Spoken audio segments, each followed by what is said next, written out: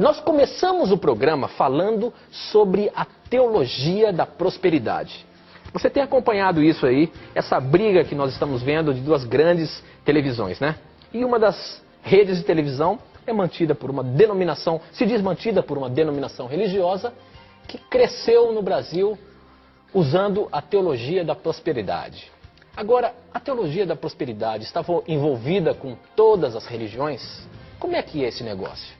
E é essa pergunta que eu quero colocar para o professor. Professor Leandro Quadros. Olá, Tito. A pergunta é, você ouviu aí sobre esse negócio da teologia da prosperidade, certo? Certo. Agora, o que é isso, professor? Teologia da prosperidade? E uma outra pergunta que me preocupa bastante.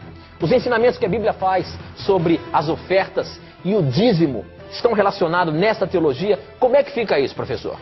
Essas perguntas que você fez, Tito, são muito importantes e creio que é a dúvida de muitos telespectadores e ouvintes. A teologia da prosperidade é uma teologia que ensina que a pessoa abençoada por Deus, ela tem que obrigatoriamente ter dinheiro. E não é pouco, tem que ter bastante.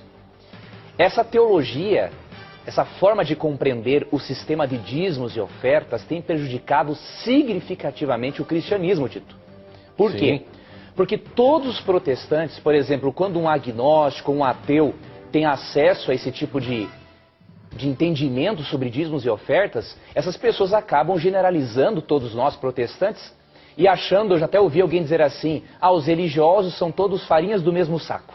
Ou seja, todo mundo é adepto à teologia da prosperidade, explora o povo e tudo mais. Nós temos que esclarecer uma coisa.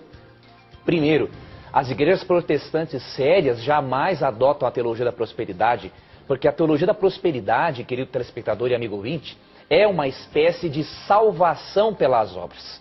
Ou seja, você tem que dar dinheiro a Deus para ser abençoado. A bênção de Deus, especialmente a salvação, de acordo com Efésios 2, 8 e 9, é pela graça. Você não tem que comprar de Deus alguma coisa.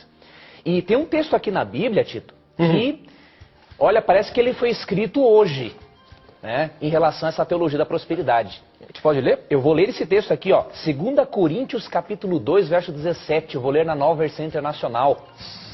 2 Coríntios 2, 17. Eu espero que os amigos que são adeptos dessa teologia da prosperidade abandonem isso, porque isso não é bíblico. Eles realmente, Tito, relacionam os dízimos e as ofertas com essa teologia, dizendo, quanto mais você der, mais abençoado você é. Mas, biblicamente, não é essa a sequência de bênçãos que recebemos por dizimarmos e ofertarmos. Eu vou explicar isso. Olha o que diz 2 Coríntios 2,17, na Nova Versão Internacional. Ao contrário de muitos, não negociamos a palavra de Deus visando lucro. Antes, em Cristo, falamos diante de Deus com sinceridade, como homens enviados por Deus. Já nos dias do apóstolo Paulo, tinha-se a tendência de usar a palavra de Deus como um negócio e ainda para ganhar o quê? Lucro. Esse texto parece que foi escrito hoje.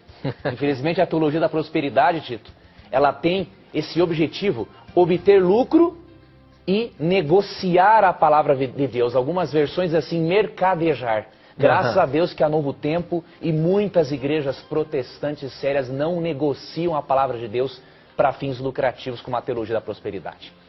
Esse texto que você leu foi muito interessante, tem Marcos 11. Isso. Realmente eles afirmam com base nesse texto de que tudo nós podemos determinar, entre aspas, para Deus, para que Ele faça.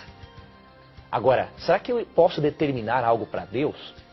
Esse texto de Marcos 11 tem que ser lido juntamente com Mateus 26, 39. É claro que o texto ali que você leu, Tito, é muito claro que tudo aquilo que nós pedimos em oração, crendo que nós vamos receber, nós vamos ganhar de Deus. Agora, tem um detalhe.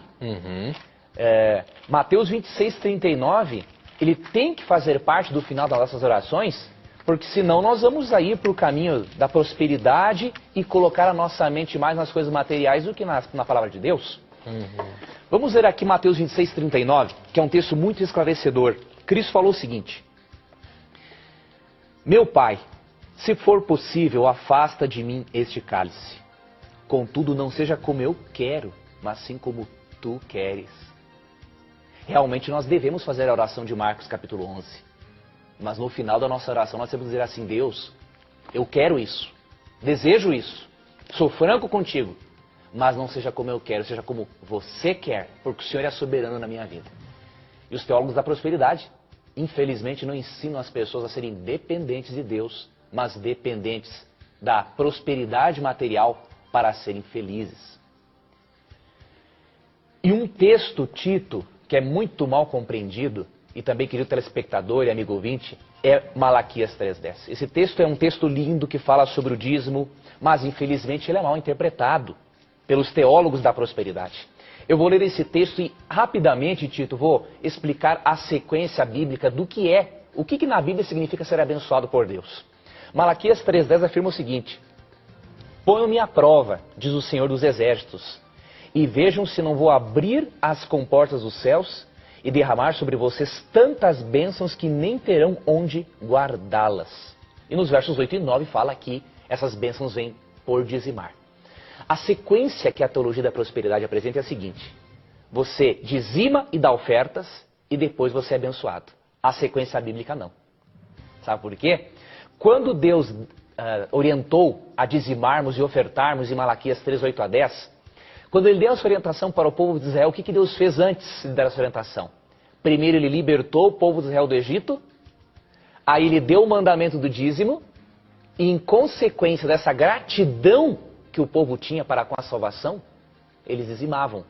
E aí Deus abençoava ainda mais. Então nós não podemos fazer barganhas com Deus, querido telespectador e amigo ouvinte. Malaquias 3:10 não está ensinando que você tem que fazer algo para ser abençoado. Malaquias 3:10 está ensinando o seguinte, que depois que Cristo nos salva do pecado, em gratidão nós devolvemos o dízimo e aí somos abençoados ainda mais, porque nós já fomos abençoados primeiro com a salvação para depois dizimarmos. Então essa é a sequência bíblica que devemos seguir e não a adotada pela teologia da